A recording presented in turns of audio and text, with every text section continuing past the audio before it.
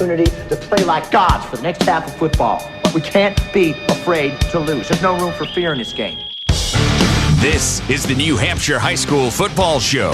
What in the wide, wide world of sports is going on here? You can't stand the way this place is. Take yourself to higher places. I don't want them to gain another yard. You blitz all night. If they cross the line of scrimmage, I'm going to take every last one of you out. The New Hampshire High School Football Show is brought to you by the New Hampshire State Liquor Commission's Division of Enforcement. You got heart, charisma, and a lot of skill. Take yourself to higher places. And now, here are your hosts, Pete Terrier and Dave Haley from NHSportsPage.com. Clear eyes, full hearts. Let's go play some football. Good morning. Week 5 of the New Hampshire High School football season, halfway through. The games played last night, more games to come today and tonight. I am Pete Terrier, along with Dave Haley, NHSportsPage.com. It is the New Hampshire High School football show. We do it each and every Saturday morning during the season, 8 to 9 a.m., 2 fine stations in southern New Hampshire, WGIR AM 610, News Radio 610, and also News Radio 96.7 out on the Seacoast. Crystal clear FM signal. A lot of fun, a lot of games to talk about, Dave. But first of all, can't start the show without saying good morning. Good morning. Red Sox. 1-0. I know, all the doom and gloom. Everybody was scared. 2-0. Worried about that pitching. I think I was guilty of that, too. I was saying that before we came on the air. It was 2-0, and everyone at the restaurant, we'll call it, I was at, was saying, oh, we could be down 2-0 going back to Tampa. Next thing you know, it's 7-2.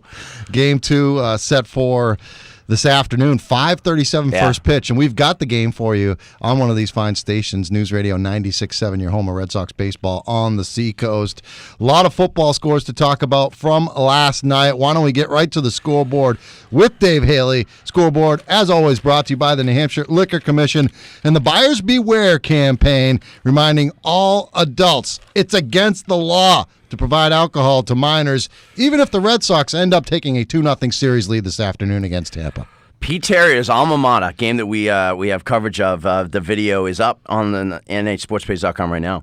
But big win last night. Nashua South down 6-0 at halftime to Exeter. Scored 3 quick touchdowns in the third quarter. They win it 28-6 over Exeter. So Nashua South undefeated, and right now in that conversation as the best team in Division I.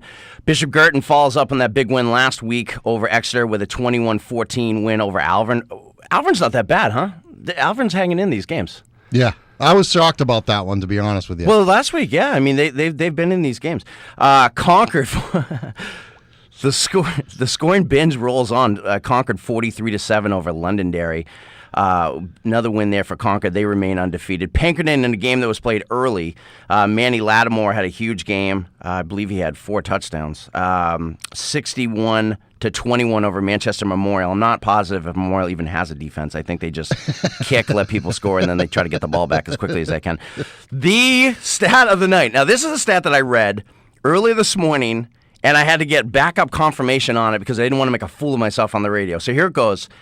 I don't know what you were doing last night. People don't know what I was doing last night, but I know what Josiah Wade did last night. I've never heard anything like this in my entire life. Manchester Central, 56, Merrimack, 35. Josiah Wade, unofficially, 31 carries, 556 yards. I'm going to say it again. 556 yards. Wow. I feel stupid saying that because it can't. Is that real? 556 yards and 6 touchdowns. I want to say real quick, we have the statistical leaders up on NHSportsPage.com, which we're really excited about. Manny Lattimore came into the night leading Division I in rushing. I think Manny Lattimore had close to 200 yards last night and probably lost the lead in rushing to Josiah Wade. Unbelievable. How's that happen? Unbelievable performance. You should see the tweets that were coming out of, I don't know the exact, and I'll try and get the Twitter handle for you in a second, but the Merrimack High School football Twitter account. They were tweeting the game, and it was like, big run by number 25. Another touchdown by number 25. There's number 25 for Central again. He's fat. It was hilarious just following the feed of the game. They kept mentioning this number 25 kid who they didn't know, Josiah Wade. Yeah. Tearing it up. I mean, 500-something yards. I've seen kids run for 300 yards. Yeah. I've never heard of 400. 200 yards. You see it, every once in a while you see stuff like that. I mean, Trevor Knight in the game I was at last night had about 200. I don't know how many he finished with, but he must have had 200 yards. In Zenga a couple of weeks ago against Winnicott, he had 200 and something. Boucher had 200 yards received, but this is 550 yards. 556. I mean, that's literally like a season for most kids, but unbelievable. Union Leader does a nice show. No, I'm just kidding. Union Leader has nothing about it, not even covered it. But anyway, we found it, and it's out there. I think National Telegraph had it written up. Other scores, Spalding, 42-29 over Winnicott, and Winnicott scored 2 late touchdowns just to get that thing respectable. 42-29, we'll talk about that one. I could sort of see this one coming with Winnicott. They were just kind of playing it. It was a little dicey with a couple of close games, and they finally got bit last night in Rochester. Keene rolls on 29-7 over Timberlane, and Salem with a 50-6 win over West. Moving on to Division II. Trinity rolls 36-6 over Kearsarge. Kennett, another nice win. Kennett's having a nice season. 30-8 over Hanover. Portsmouth 41-7 over Kingswood. Monadnock 66-37 over Laconia. Some humongous numbers being put up. Merrimack Valley continues to roll on. I believe they're 4-1 now. They beat Pembroke, who's kind of their arch rival, 21-6. Souhegan gets their first win of the year, 35-0 over John Stark. Division III, Pelham 42-0 over Winnisquam. Thought that game would be a little bit closer. Newport 42-20 over Raymond. And Somersworth beats Epping Newmarket 39-7. Now, watch out for the toppers. A couple of wins back to back. Yeah. Look, you mentioned that Pembroke Merrimack Valley game. Now, did Keenan Abbott used to play for Merrimack Valley? I think he transferred from Merrimack Valley to Pembroke. He's probably wishing, at least for football reasons now, that he stayed at Merrimack Valley because they're good and Pembroke's not very good at this point. And then Merrimack Valley, their rival, goes into Pembroke last night where they put up, those temporary lights. They want to play the night game, Friday night lights type of game. He's probably rethinking that decision this morning after they got spanked by his former team. Yeah, nice win for Merrimack Valley, and 4-1. I think they're that next level behind the best teams in that division, but they're having a terrific season for them. I think one of the best seasons they've had in school history. Well, a couple of notes, just looking down the scoreboard. That Spalding Winnicott game, 42-29. I think it was 42-14 or 42-7 or something. Spalding ran them out of the building. All right? Yeah. That's a shocker, especially coming off last week when Spalding got shut out 41-0 at Keene. And when it kind of played Exeter so tight, now we found over the last couple of weeks that Exeter is certainly not the same team they were the last 2 years. It is wide open. You texted me last night, and I believe the 2 words you used were, in all caps, wide open. And it's sort of like a movie where at the end, Jody was the killer the whole time or whatever. It's like now you look at Exeter and you kind of got to. First of all, Exeter's played a brutal schedule, so I mean, give them credit for that. But I mean, everything looks a little different now, and that, right now Spalding is in the driver's seat. The Fighting McIsaacs are in the driver's seat for that second playoff spot, and they may end up playing Exeter for the top seed in that subdivision. And you look at that division, the North Division, the one that Concord and Bedford are in, along with Central and the other 2 Manchester schools. Now Manchester Central's starting to get it going. I mean, with the huge game last night, and we stress the word huge. Anytime you get over 550 yards on the ground, that's a monster game. That's a big season. I mean, not just one game by Josiah Wade last night, 6 touchdowns, but they're starting to play well. Although Central has the same problem that teams like Memorial and Merrimack can't stop anyone. They don't have any defense. Going into last night, Memorial had given up 171 points, and then last night what they gave up, close to 50. 61 they gave up. 61. Yeah. 61 points. 232. So you got Concord, Bedford. Think about the game coming up next week. You got Concord at Pinkerton. Yeah. We'll be at that game on Friday night with the video cameras from nhsportspage.com. Yeah. As a matter of fact, the way I look at it, we're going to have Concord back-to-back the next 2 weeks on Friday nights. We'll have Concord at Pinkerton next Friday, and then Concord Bedford. Bedford goes to Concord 2 weeks from last night. So a lot of great games coming up. Can't wait for that. I'm actually going to sneak out to, in between my other responsibilities around the state today, I'm going to be doing an appearance on behalf of the rock station WHEB 100.3 out at Pure Hockey this morning between 11 and 1 with the HEB street team. Air hockey tournament? No, we're going to do some hockey stuff. I got a bunch of Manchester Monarchs tickets. We're going to give away a $50 gift card to Pure Hockey sometime between 11 and 1 today. And then after that, I'm going to head back towards this neck of the woods over the Manchester area, and I'm going to catch Milford and Wyndham, that game kicking off at 2:30. So I'm going to go see Bill Raycraft's team against Keith Jones's team. That's a good matchup in Division 2. And then, hopefully be able to watch the Red Sox and all kinds of other good stuff going on this evening for me. So I'm really looking forward to it. Why don't we take a time out? A little bit later in the program, we're going to hook up with Trevor Knight, the quarterback of the Nashua South Panthers.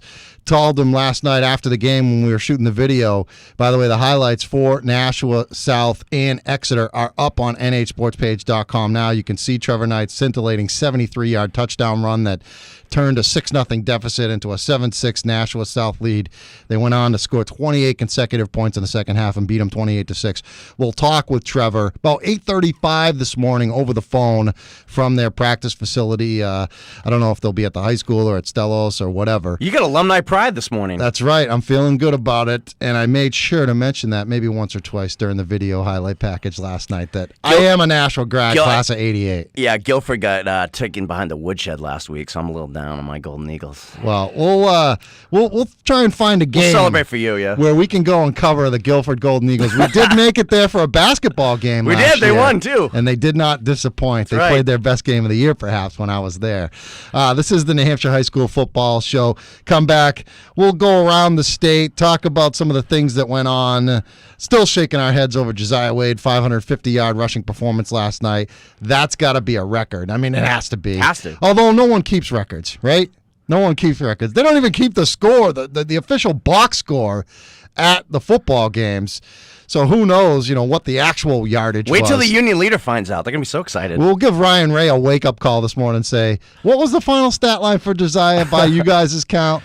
I'm sure he'd be happy to receive that test. Real quick, I know we're going to break, but I'm looking at the stats on the site. Coming into last night, Trey Scott was second in Division I in rushing. Fantastic year. 552 yards rushing coming into last night. Josiah Wade beat that last night. In one night. 556. Wow. Unbelievable. More of the New Hampshire High School football show coming up next at News Radio 610. Welcome back to the best local coverage of New Hampshire high school football on the New Hampshire High School Football Show on News Radio 610 and 96.7. We do it each and every Saturday morning live on the radio, two fine stations, News Radio 610, which is WGIR AM 610 out of the Manchester area, covering down to my hometown of Nashua, up past Concord, over to the west, Amherst and Milford, and all the way up on Route 101, really out to the seacoast. You can get AM 610. Then we got the FM signal for you, 96.7, News Radio 96.7, Dave Haley country out there all around the seacoast to places like Dover and Rochester and Hampton and Portsmouth and, Timberlane. A lot of football being played last night, although one Seacoast team that didn't play was Dover. They're going to play Nashua North today, but you look at that East Conference in Division I, and it's really a crapshoot at this point. Exeter losing 2 consecutive games. They're 3-2, tied with Spalding at 3-2, and Winnicott also at 3-2. That win by Spalding last night really puts Winnicott in a tough spot. I mean, that gives Spalding that head-to-head tiebreaker. They're in trouble, yeah. Spalding's still got to play Exeter, and I think they got a couple other tough games, but Winnicott's still got to go to Keene next week. I mean, it could be anybody's division at this point. Yeah, I mean, in a lot of tight games, you look at Spalding has scored 119 points this year, given up 117. Winnicott scored 134, given up 138. So a lot of tight games, and it's interesting. It's so hard to predict these things. I mean, Spalding got blown out of the water last week against Keene, and then comes back and they just dominated Winnicott got 2 late touchdowns just to make that thing respectable. Yeah. They got blown out. It is really a crazy situation. Don't quite understand what's going on. You look at that South Division, the Pinkerton Division, if you will. Pinkerton now, after losing their first game, they've reeled off 4 in a row. Impressive wins. As we talked about earlier, big one coming up next Friday night. Concord at Pinkerton. That's great. This is going to tell us 2 things. One, how for real is Concord? I think they're very for real. Yeah. I think they're really Even real. if they lose, they're for real, yeah. Even if they lose, they're for real. But this is going to be a huge, huge measuring stick for both of those teams because Brian O'Reilly and Pinkerton, and Coach, we haven't even had you on yet, and we apologize. I was just kind of angling for you to be our guest next Saturday on the radio. That's what I'm really looking forward to, coming off a Friday night game, battle of the D1 Titans between Pinkerton and Concord. Don't schedule anything else for next Saturday morning, Coach O'Reilly, if you happen to be listening or someone has your ear that is listening. Looking forward to that game and seeing that matchup to see who is the cream of the crop between those 2 teams. Yeah, Coach O'Reilly's one of those guys I always think he's going to make me run wind sprints while I'm talking. He's just kind of I've only met him once, and he was terrific. Couldn't have been a nicer guy, but he's a little intimidating. Him and Bill Ball and those guys kind of have that air about him, Chuck Lenahan and so forth. But how was the crowd last night at Nashua South, by the way? They must have been watching the John Kesty Oakland A's against the Tigers. That must have been or, still celebrating that Red Sox 12-2 win because there was no one at for a game like that. I mean, what's the reasoning? I didn't even see the general Keith Gardner at that game. Now he might have been there. We were on top of the press box. John likes the bird's eye view with the camera. Is that the little insurance guy with the helmet? The general? Not that dude? Different general. No, I didn't. I'm talking Keith Gardner, Nashville High School class of 1985, and still wears that varsity Letterman's jacket from 1985. Fits? And it fits. Snug? Yeah, it doesn't fit snug. No, Keith is a guy that he didn't get fat like I did after graduation. Nobody said that. Trust me, I did. All right, I did. I gained about 100 pounds since I got out of high Not to school. get into a whole discussion, but are we sure that football is the most popular sport in the state? Because a lot of people think it is. I think basketball is, but well, I don't know. I mean, there was no one at that game. Exeter. They usually have a decent crowd on their road games. It wasn't that great last night, but they probably had about as many fans there as Nashville South did. And there was like very little student body activity there. The parents are always going to be there. They didn't have a band. Nashville South had, I think, 10 cheerleaders. I didn't see Exeter cheerleaders, but Bob Bates, who does the PA at Stello Stadium, I think he does South North. I don't know if he does BG as well. But he's a guy, I was telling John the story that, oh, man, back when I was like 17, 18 years old, I got my first public address announcing job at Holman Stadium. It was doing the Coffee Post, American Legion baseball games, and the James E. Coffee Post out of Nashua. And Bob Bates was my mentor. He was the guy doing the public address, and he was kind of teaching me the ways to do it. And now, I've been doing this thing for 20-something years, and, I see Bob still doing the PA, and we reminisce about those old times when I was a wee 17-year-old kid just breaking into this business. So I thank him, and he does a great job. What a great voice that guy's got. That would be a huge crowd when they play BG, though. Oh, it's going to be a big game. That would be a huge game. It's going to be a real big game. One of the new fun matchups, you know what I mean? Oh, yeah. Of the new realignment. Yeah, but here's the thing. I think in the Nashville community it's going to be big, but within those two schools, they're rivals in a sense, but they're not rivals like Nashville North and Nashville South are. Right. When I was growing up, it was BG and Nashua. That was the rivalry. Yeah. Turkey Bowl game every year. Even though Nashua dominated that game, and it stinks because that game stopped when BG was kind of at their peak with Tony Johnson, and they were a real good football team, and they didn't play each other after that because North and South and BG got squeezed out of the Turkey Bowl. And I still think that BG does not even have a chance at getting in the Turkey Bowl. I don't know what the deal is exactly, but I'm pretty sure that's still a North-South game. But that's going to be a big game for the city of Nashua. I'm just not so sure around school it's going to be that big. Yeah. But it'll definitely, hopefully, be a better turnout than it was last night. The people that weren't there missed a whale of a football game, especially by Nashua South. 6-0 Exeter led at the half, and South really wasn't doing anything.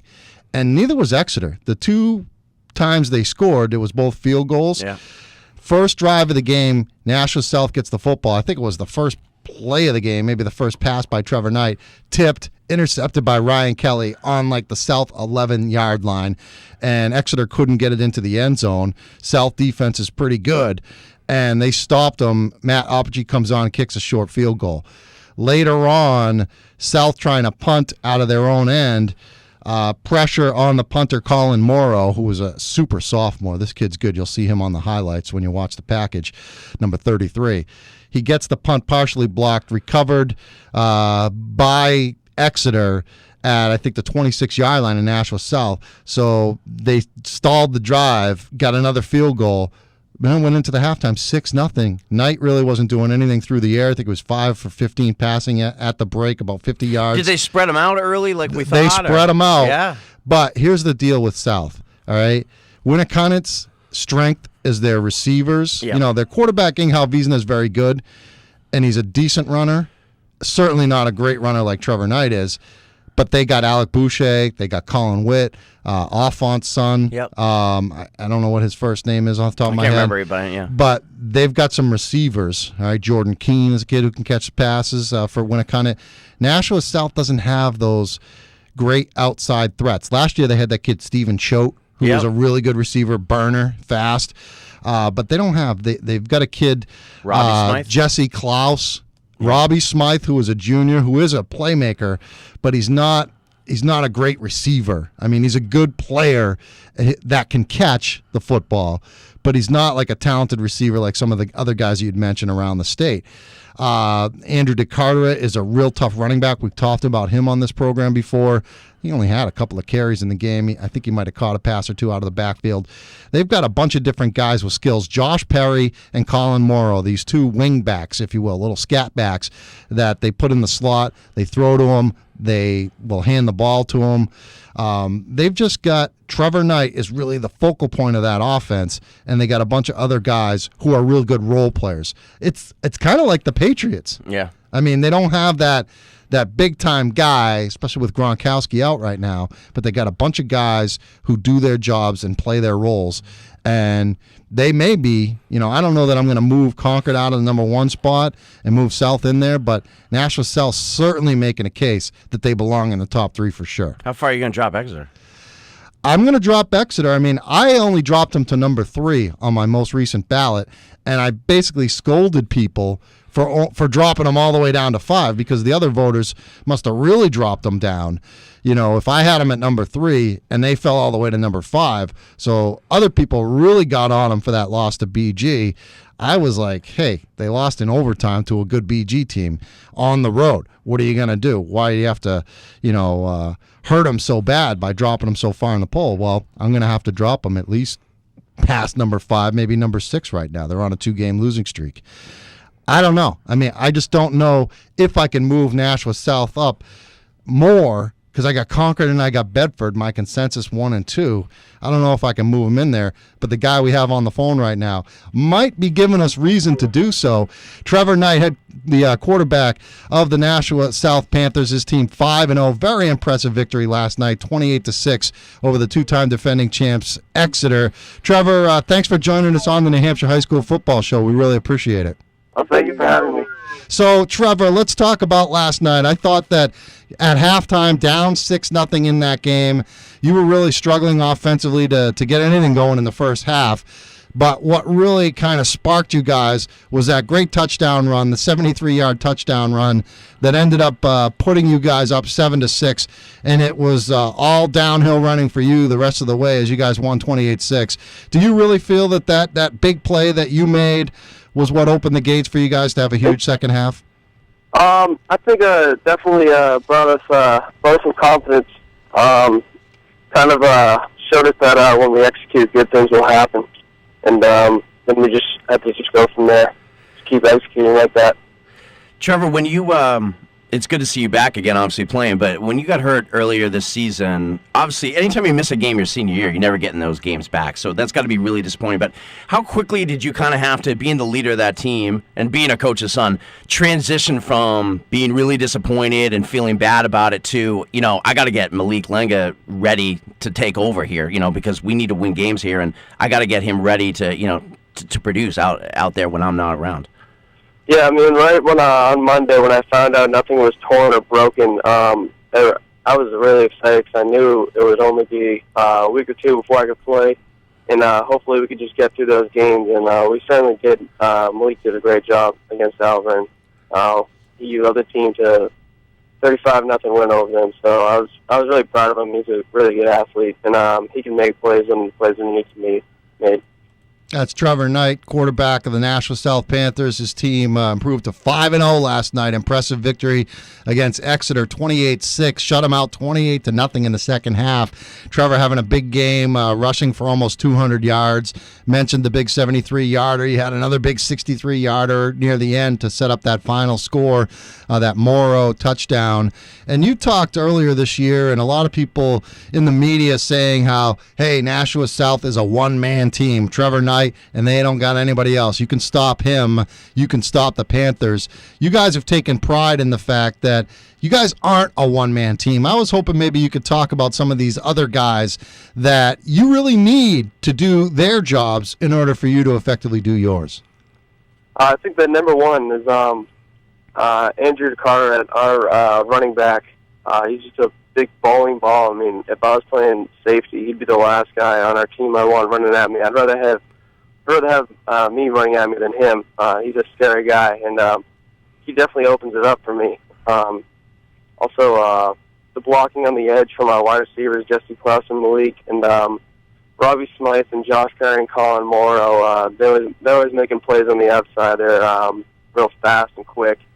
And then offensive line has just been improving a lot every single week. So they just continuously help me make plays. Trevor, when right before you came on, Pete was talking about his power poll, and he puts it on NHSportsPage.com every week, and obviously MUR has as well. How much do you guys pay attention to that? Honestly, does that motivate you? Does it excite you? Like, how much do kids pay attention to that stuff? I mean, I definitely look at it just for fun, But I think it motivates us pretty well. If we are like one of the top teams, then we take it as, all right, we need to play like it. I always play like number one. And if we're one of the low teams, maybe that can give us some motivation to play better. Hey, Trev, let's talk about some of your line guys. We had Braden Hollowell on last night in that post-game video on the highlight package on NHSportsPage.com. Jesus Antonio is a kid that is getting a lot of attention now. Henyer Hidalgo, great movie about a horse race over there in the Arabian Desert, and he's a pretty good lineman himself. You guys got some big hogs up front that certainly make your job a little bit easier. John Hickson. 6'1", 335-pound redhead. I mean, you guys got some beef.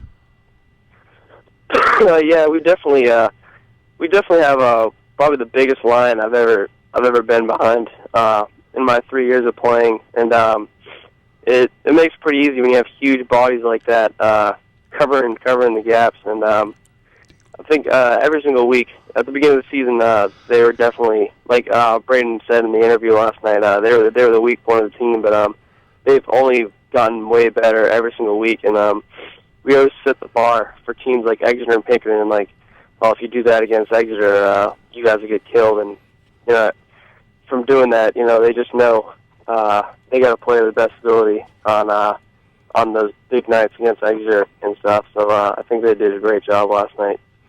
Hey, Trev, I follow you on Twitter, @TK_247. You're welcome, buddy. Thanks. But you usually mention UNH. Do you, during the weekends, I think you've gone a couple games already this year, and obviously you're committed to play there next year for Coach McDonald. Do you go down to a lot of UNH games? Or?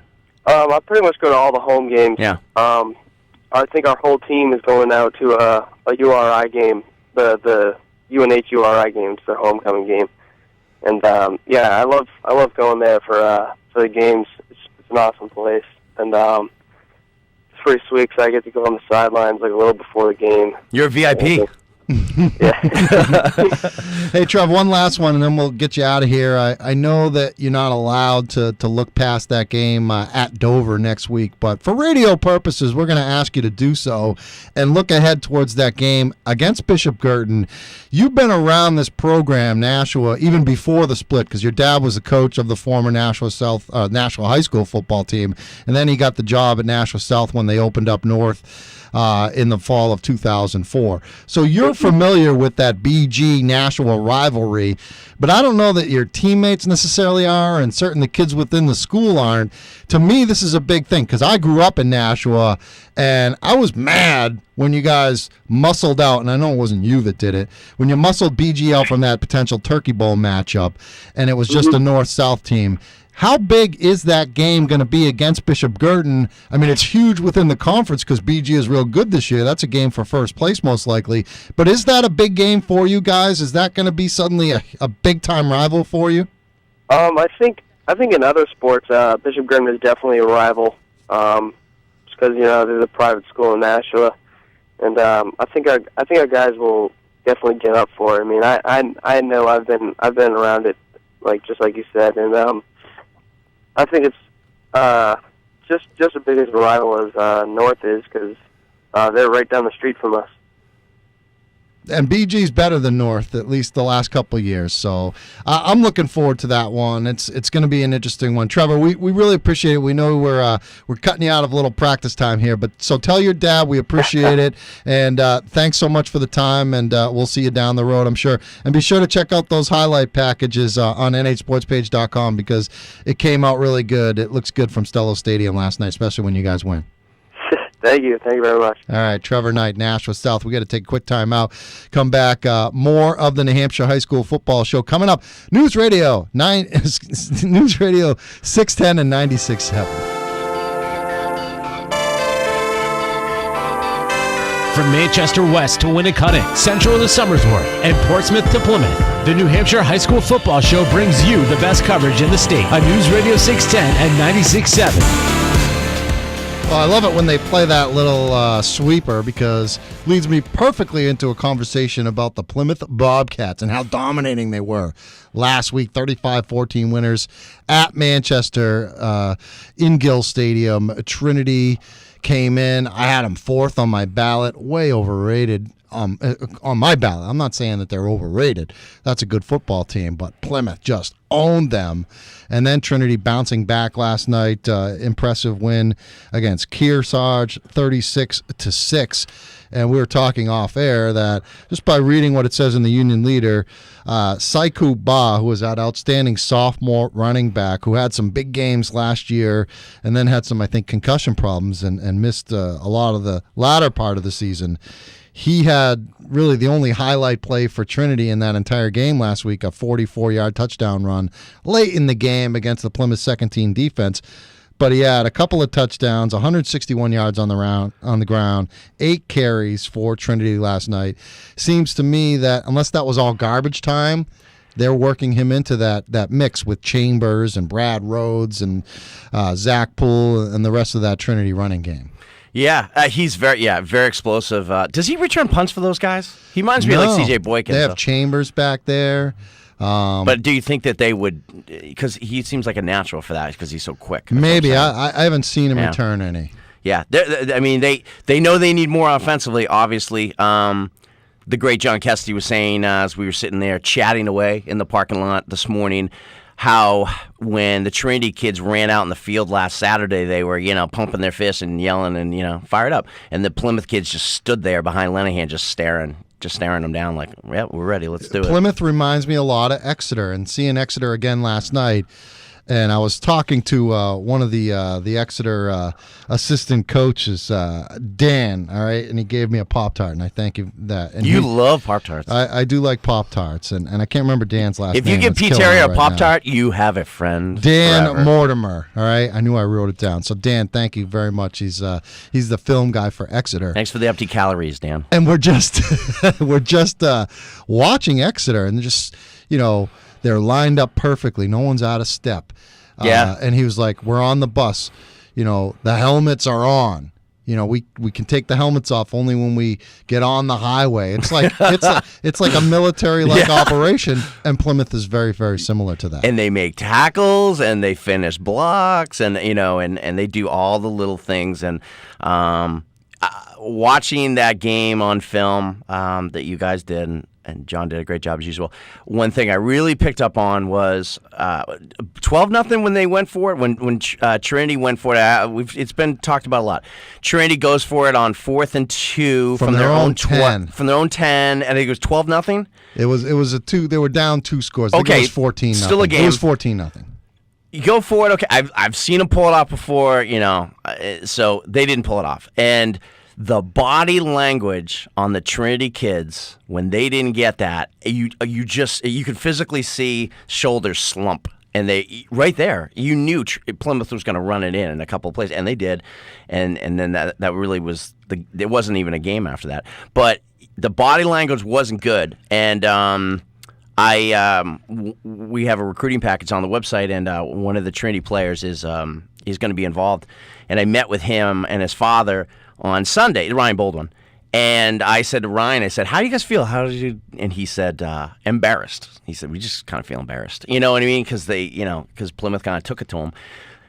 They took it to him last year too, and Trinity came back in the championship and had a terrific game and could have won that game easily. So that's not to say it's over, but I think Trinity got punched in the mouth, and they're going to have to respond. You know what I mean? That was a wake-up call. Well, Plymouth's got a tough test in a couple of weeks.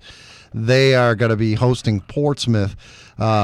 St. Thomas, they play Portsmouth next week on Friday night. That game is at Portsmouth. So Portsmouth's got 2 tough tests in a row. They got St. Thomas, and then they've got at Plymouth. So those are really 2 tough games for Portsmouth coming up. And St. Thomas, they still got Trinity in the regular season finale at Gill Stadium on Friday, November 1st. St. Thomas has got a kid by the name of Jake Geppert, who is just about as good as any player in that division. He's a tremendous football player for them. He plays safety position, and he's a running back, and I believe he's 3rd in the division in rushing. He also will spread out in a wide receiver role.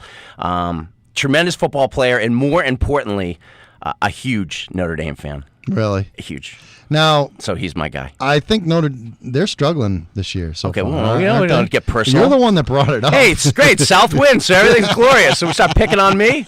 Yeah, Guilford lost and Notre Dame lost. What do you want to do? You want to get into it? Yeah, we're Notre Dame's playing with their backup quarterback the entire season. Let's just be clear. Tommy Reese, nice kid, root for him. He's the backup quarterback, and because Eric Golston got caught, unofficially, it was plagiarizing. He's out for the year, so we're playing with a backup quarterback. What do you want to do? Hey, Arizona State tonight. Let's look at the Division III standings, and when you scroll down the standings, you notice one thing. There's no one besides Pelham that is unbeaten at this point. Yeah. The Pythons winning again last night. Another impressive win for them. Tough shutout, 42-0 over Winnisquam. Pelham, Bow, Campbell, Somersworth, all in that division. Teams. The D3 champion is likely coming out of that division. Yeah. Would you not say that? Yeah, you could have the 3rd best team in that division could be maybe the 4th best team in the entire division, maybe the 3rd best. I mean, that is easily the best division. I think Mascoma is going to be heard from. They've got a very good Kyle Kozark, I think is how you say his name, and Shane Pierce, 2 very good runners from Mascoma. I don't know a lot about Newport, but they've obviously been impressive so far. And as you mentioned earlier in the show, Somersworth's coming on a little bit. They're just a good program, Somersworth. Dan Hodgson's very, very good coach. Yeah. All right, we got to take one final timeout. Come back. We'll just have a couple of minutes, do we? We don't have a timeout. Great. That means we have even more time.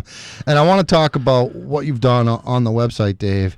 And you've added a new feature, and people are going to like it, aren't they? Yeah, we have. Elliot Bless has done a lot of work on this, too, and with you and I and John Kesty. But we now have Let's face it, Dave. I don't do much except show up at the games. You are. That's all I do. When it comes to technology, you're about as slow as they come. But that's all right, though. We love you. You're good in front of the camera. You're our guy. But right now we have the top 5 leaders are featured with their pictures: passing yards, touchdowns, receiving yards, receiving touchdowns, rushing yards, touchdowns, and tackles. And pretty cool little thing if you go to you go to the division and then you go to statistics. You'll see the leaders. If you click on more, you can see pretty much every kid who's carried a football this year in New Hampshire. It goes all down the line, and it breaks out all their statistics. So pretty cool. I had a bunch of kids emailing me yesterday. It's funny when you get these stats up there, all of a sudden the kids come out of the work and say, "Whoa, I have 50 more receiving yards." And than you got want before. that, right? Absolutely. Any coaches out? Listen, if you're, I said this before. I'm going to get on my soapbox. We've been doing this for 7 years. If you're not sending us stats and you're a player out there and you're not getting covered, come to us. We'll add anything. We want to get every kid in the state. And how do covered. they get in touch with you? Dave Haley at nhsportspage.com. Very, very simple. And we'll add the statistics. If you're a coach, just send us, break down your season stats. Stevens, Paul Silva is a great friend of ours. He sent us the Stevens statistics. Whew, got that out last week, and Stevens was up to date within 20 minutes after he sent it, and that's great. We want that. We want all these kids covered from Claremont to Newport, all over the state. Division I kids we pretty much get, but we want to make up more Division III statistics. So if you're out there, reach out to us. We want it. Speaking of Division III statistics, and you think about, we talked earlier in the program about what Josiah Wade from Manchester Central did. He was a 2,000-yard rusher last year for Campbell. And when you put that into perspective, they play, 10 games? Yeah. To get 2,000 yards, you're averaging 200 yards a game. Do the math. Now he comes and does 550 yards in one game last night against Merrimack. That just shows that it's taken him a couple of weeks, and he had a big game last week in the win as Central picked up their second win of the year. They definitely are working him into the offense, and now all of a sudden it seems like Ryan Ray has just handed over the keys and said, here you go. Absolutely. We don't have the great quarterback like we've had over the last few seasons, but we do have a great running back. Here it is. It's your game, Josiah. Go get him, and he's definitely doing the job. Honestly, I think we could be doing this another 10 years. I don't know if we'll ever see something like that again. I honestly, 556 yards in one football game. It's unbelievable. It's unbelievable. It's 6 touchdowns. Look, I'm telling you, find that Merrimack football Twitter feed and just go on that page and then just view the tweets and watch the tweets that they were saying during the game. It was like live game updates about that number 25 from Central. Dave, let's just run down some of the games from today, try and highlight the big game. I already talked about the game that I'm going to be at, 2:30 kickoff, Wyndham High School. Milford at Wyndham, Good 2 game. 3-1 teams in Division II. You got Plymouth playing at Lebanon today, Conval at Sanborn, St. Thomas at Hollis Brookline, 7 o'clock tonight. Division I, Goffstown at Bedford, so the number 2 team in the latest Union Leader WGIR, WMER Power Poll. They are hosting Goffstown. It's the homecoming game. And oh, by the way, Kurt Hines' son, Mike Hines, I believe. Yeah. He plays for Goffstown. And I asked him a couple of weeks ago when we had him on our game of the week at Londonderry, Kurt, are you going to take it easy on your son's team? He said, no way. No. So that's an interesting game. Dover at Nashua North. One of those teams is going to pick up a win. I think North is still winless, right? Dover picked up their first win last week.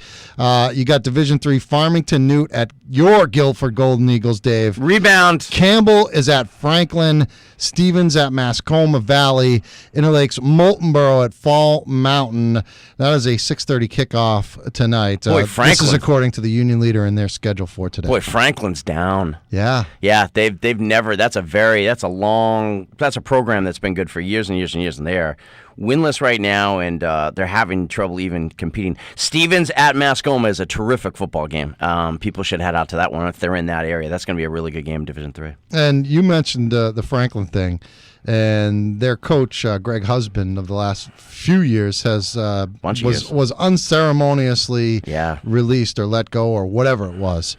That obviously, he's got to be chuckling someplace, right? Seeing that. I mean, that ended poorly, unfortunately. Yeah, there was accusations that they were taunting after the Mascoma championship win last year, and that he wasn't policing them enough, and so forth, so on, and just a lot of accusations, and it seemed to get personal, and we don't even need to get into it. And I don't know all the details anyway, but unfortunate. He's a very, very good football coach. He won the Shrine game for New Hampshire 2-3 years ago. He was the coach, so he's.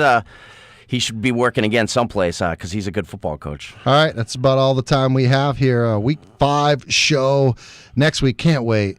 Although you're not going to be here, No, Dave. I'm going to be up in the Northwoods. So I am going to miss you. But Roger Brown from the Union Leader and from NHFootballReport.com is going to be sitting in that very chair right good there. hands.